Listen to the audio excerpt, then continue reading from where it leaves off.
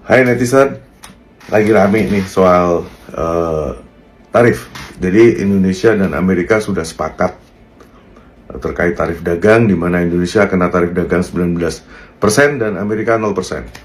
Artinya apa? Indonesia dipandang istimewa oleh Amerika Serikat. Kita bisa lihat dan bandingkan dengan negara tetangga. Misalnya Vietnam itu kena tarif 20%.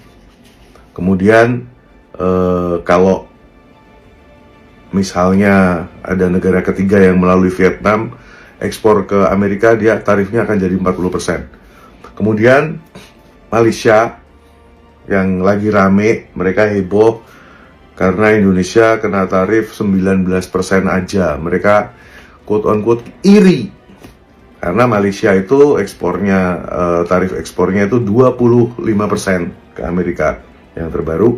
Kemudian Thailand, Kamboja itu 36%. Kemudian Myanmar, Laos itu 40%. Jadi kenapa netizen kita malah ngamuk-ngamuk kita dapat tarif yang paling rendah, tarif ekspor yang paling rendah ke Amerika. Artinya Indonesia berpotensi naik kelas, menaikkan volume ekspornya ke Amerika karena tarifnya paling rendah.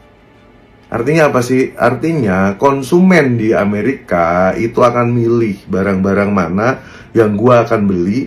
Tentu saja gua milih yang paling kompetitif, paling affordable, paling murah. Nah, salah satu faktor dari bikin barang murah itu tentu saja adalah tarifnya. Nah, tarif ekspor Indonesia itu paling murah, 19%. Jadi bukan seperti yang ngamuk-ngamuk di komennya Instagramnya Presiden Prabowo ini. Lihat nih, ini udah gak nyambung.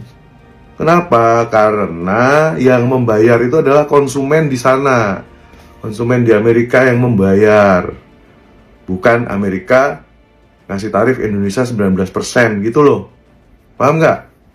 Kemudian kita mesti tahu juga bahwa nilai ekspor Indonesia ke Amerika itu terbesar kedua, nilainya 26,7 miliar US dollar. Yang pertama tentu Cina ya. Cina itu nilai ekspor kita ke Cina itu 62,4 miliar US dollar. Ini data 2024. 2023 lebih tinggi lagi, yang ke Cina 70 kalau nggak salah. Kemudian impornya juga nomor 1 itu Cina. Cina nilai impor ke Indonesia itu 11-12 sama ekspornya ya. Kita ekspor ke Cina 62, Cina ekspor ke Indonesia tuh kalau nggak salah 65 atau 66 gitu, miliar US dollar. Terus Amerika